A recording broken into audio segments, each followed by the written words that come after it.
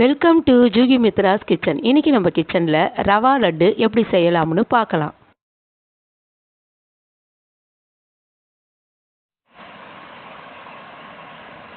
Hi friends, இந்த video உங்களுக்கு பிடிச்சிருந்தா லைக் பண்ணுங்க, ஷேர் பண்ணுங்க, கமெண்ட் பண்ணுங்க. ஃபர்ஸ்ட் டைம் நம்ம சேனலை பார்க்குறதா இருந்தால் சப்ஸ்கிரைப் பண்ணுங்க, மறக்காம பெல் பட்டனை கிளிக் பண்ணுங்க.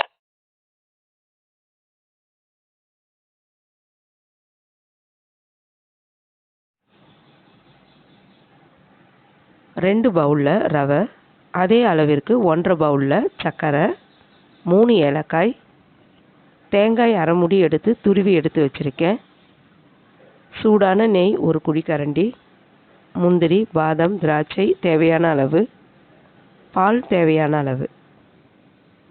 வாங்க ரவா லட்டு எப்படி செய்யலாம்னு பார்க்கலாம். கடாயில் 1 ஸ்பூன் நெய் விட்டுருக்கேன். இப்போது எடுத்து வச்சுருக்க முந்திரி, பாதாம், திராட்சையை நம்ம பொன்னிறமாக வறுத்துக்கலாம்.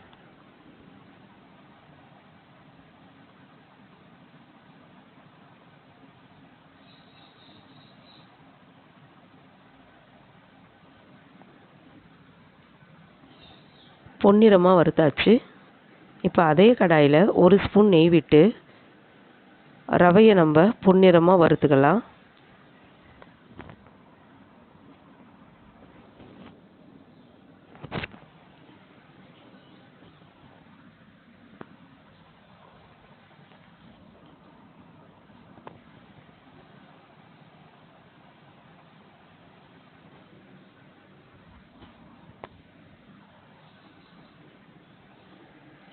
வறுத்து எடுத்தாச்சு.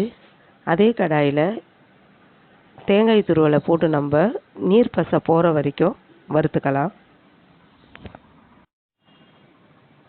மிக்ஸி ஜாரில் சர்க்கரையை நம்ம பவுடர் ஆக்கிக்கலாம். அது கூடவே ஏலக்காவையும் சேர்த்துக்கலாம்.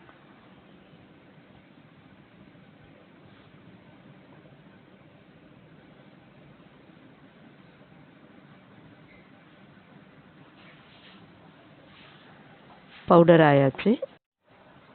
இப்போ எடுத்து வச்சுருக்க ரவையை இதோடு சேர்த்து மிக்சியில் 2 சுற்று நம்ம அடித்து வச்சுக்கலாங்க. பவுடர் ஆயாச்சு. இப்போ நம்ம நல்லா ஆறிட்டு இருக்கோம் இந்த தேங்காய். இப்போ நம்ம கீழே வச்சு கிளறிக்கலாங்க. பாருங்கள், நம்ம பவுடர் ஆக்கின சர்க்கரை, ரவை, ஏலக்காவெல்லாம் இதோட கூட நம்ம சேர்த்து மிக்ஸ் பண்ணிக்கலாம்.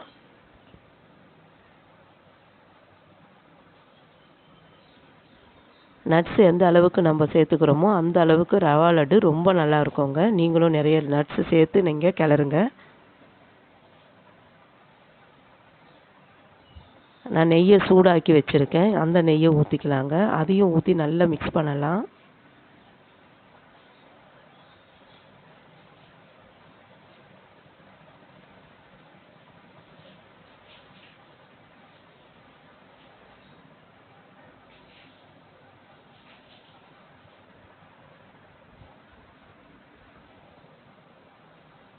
நல்லா மிக்ஸ் பண்ணிட்டேன். ஆனால் இந்த பதம் ரவா லட்டு பதம் கிடையாது. அதனால் நம்ம உருண்டை பிடிக்கிறதுக்கு ஒரு 3 ஸ்பூனு பால் ஊற்றி நான் நல்லா மிக்ஸ் பண்ணி வச்சுருக்கேன்.